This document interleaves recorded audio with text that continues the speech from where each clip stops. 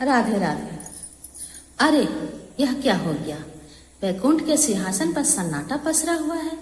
जहाँ कभी शंख की मधुर ध्वनि गूंजती थी, वहाँ आज एक अजीब सी खामोशी है।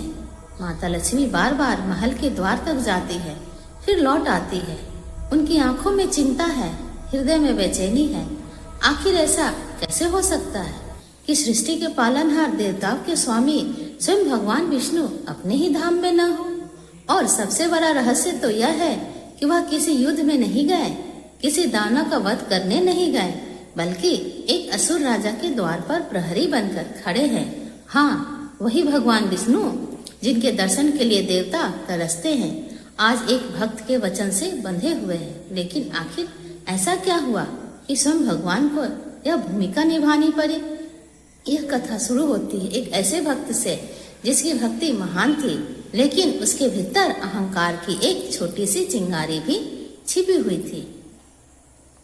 चलिए आज हम वामन अवतार भगवान विष्णु की कथा को शुरू करते हैं। तो चलिए, वह भक्त था प्रहलाद का पौत्र असुर सम्राट बलि। बलि शक्तिशाली था, पराक्रमी था और दानवीर भी था। उसकी कीर्ति तीनों लोक में फैली हुई थी।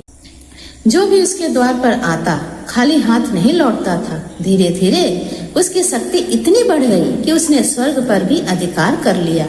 देवता भयभीत हो गए, लेकिन बलि को अपनी शक्ति पर गर्व होने लगा। वह सोचने लगा, अब उसे कोई नहीं रोक सकता। एक दिन उसने अपने गुरु शुक्राचार्य से कहा, गुरुदेव, अब केवल एक अंतिम यज्ञ शेष है, उसके बाद तीनों लोकों पर मेरा अधिकार अस्थायी हो जाएगा। शुक्राचार्य ने चेतावनी दी, राजन, शक्ति अच्छी है, लेकिन जब शक्ति के साथ अहंकार जुड़ जाता है तो विनाश का मार्ग खुल जाता है। मुझे आशंका है कि स्वयं भगवान तुम्हारी परीक्षा लेने आ सकते हैं। लेकिन बलि मुस्कुरा दिए। उसे अपने दान और अपने वचन पर बहुत गर्व था। उसी समय भगवान विष्णु ने सोचा कि अब समय आ गया है, भक्त को दंड नहीं बल्कि शिक्षा देने का समय है। उन्होंने वामन नाम के एक छोटे ब्राह्मण बालक का रूप धारण किया। सिर पर जटा, हाथ में छाता और दूसरे हाथ में एक छोटा सा कमंडल। वह सीधे बलि के यज्ञ में पहुंचे। जैसे ही बलि ने उस तेजस्वी बालक को देखा, वह स्वयं उठकर उसके स्वागत के लिए आए। ब्राह्मण कुमार, आज मेरे यज्ञ में आपका स्वागत है। मांगिए, क्या चाहिए? सोना, चांदी, भूमि, राज्य, जो चाहे मांग लीजिए। वामन मुस्कुराए और बोले, राजन, मुझे कुछ नहीं चाहिए, बस 3 पग भूमि दे दीजिए, जिसे मैं अपने छोटे छोटे पैरों से नाप सकूं। बलि हंस पड़ा। उसे लगा कि यह बालक बहुत भोला है। उसने कहा, 3 पग भूमि, मैं तो तुम्हें पूरा राज्य दे सकता हूँ। लेकिन वामन ने शांत स्वर में कहा, जिसे जितनी आवश्यकता हो उसे उतना ही लेना चाहिए। मुझे केवल 3 पग भूमि चाहिए। तभी शुक्राचार्य का चेहरा बदल गया। उन्होंने अपनी दिव्य दृष्टि से पहचान लिया कि यह कोई साधारण बालक नहीं, स्वयं भगवान विष्णु है। वे तुरंत बोले, राजन, रुक जाओ, यह भगवान है, यह तुमसे सब कुछ ले लेंगे। लेकिन बलि अपने वचन से पीछे हटने वाला नहीं था। उसने कहा, यदि स्वयं भगवान मेरे द्वार पर याचक बनकर आए हैं तो इससे बड़ा सौभाग्य और क्या ही हो सकता है। मैं अपने वचन नहीं तोड़ूंगा। अब संकल्प लेने का समय आया। जैसे ही बलि ने जल पात्र उठाया, शुक्राचार्य ने अपनी माया से सूक्ष्म रूप धारण किया और पात्र की नली में जाकर बैठ गए ताकि जल बाहर ही न निकल सके। बलि हैरान था, जल क्यों नहीं निकल रहा है? लेकिन वामन सब समझ चुके थे। उन्होंने पास पड़ी उस घास का एक नुकीला तिनका उठाया और पात्र की नली में डाल दिया। तिनका सीधा शुक्राचार्य के आंख में जा लगा। वे पीड़ा से चिल्लाते हुए बाहर निकल गए और उन्होंने एक आंख हमेशा के लिए खो दी। अब संकल्प पूरा हो गया। अगले ही क्षण वह छोटा सा ब्राह्मण विराट रूप धारण करने लगा। उसका शरीर आकाश से भी ऊंचा हो गया।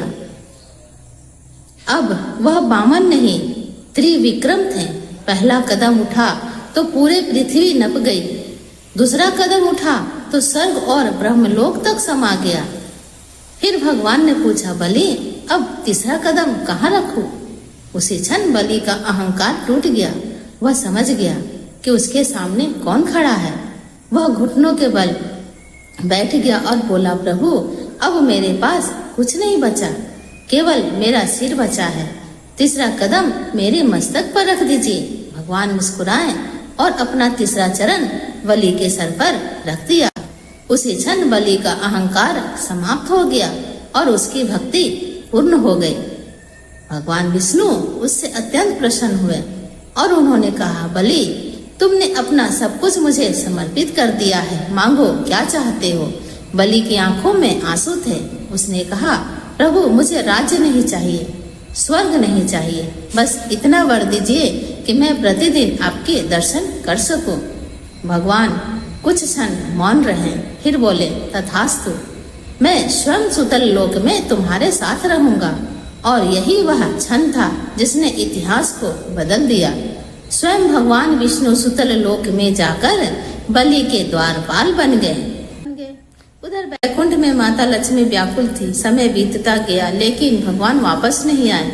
तभी देवर्षि नारद ने उन्हें उपाय बताया। उन्होंने कहा, माते, भगवान को शक्ति से नहीं प्रेम से वापस लाया जा सकता है और आपको बलि के पास देवी बनकर नहीं बहन बनकर जाना होगा। माता लक्ष्मी ने साधारण स्त्री का रूप धारण किया और सुतल लोक पहुंच गए। उस दिन रक्षाबंधन का पवित्र पर्व था। उन्होंने बलि की कलाई पर राखी बांधी। बलि भावुक उठा। उसने कहा, बहन आज से मैं तुम्हारा भाई हूँ, मांगो क्या चाहती हो। माता लक्ष्मी की आंखें भर आई। उन्होंने कहा, भैया मुझे मेरा पति वापस चाहिए। यह सुनते ही बलि अब समझ गया। उसने भगवान की ओर देखा, फिर मुस्कुराया। उसके चेहरे पर त्याग और प्रेम दोनों थे। उसने हाथ जोड़कर कहा, प्रभु एक भक्त आपको अपने पास रखना चाहता है, लेकिन एक भाई अपनी बहन को दुखी नहीं देख सकता। आप बैकुंठ लौट जाइए। भगवान विष्णु ने प्रेम से बलि को गले लगा लिया। उस दिन उन्होंने कहा, बलि तुमने साबित कर दिया कि सच्ची भक्ति केवल पाने में नहीं, त्याग करने में भी होती है। कहते हैं उसी दिन से रक्षाबंधन केवल एक त्योहार नहीं बल्कि प्रेम, विश्वास और वचन का प्रतीक बन गया। और यह कथा हमें सिखाती है कि भगवान को शक्ति से नहीं जीता जा सकता, लेकिन सच्चे प्रेम और समर्पण से स्वयं भगवान भी बन जाते हैं। क्योंकि जब भक्ति निष्काम हो जाती है तब भगवान केवल पूजे नहीं जाते बल्कि अपने भक्त के लिए द्वारपाल भी बन जाते हैं। तो आपको यह कथा कैसी लगी? अच्छी लगी हो तो चैनल को सब्सक्राइब करें, लाइक करें, शेयर करें। राधे राधे। जय श्री हरि।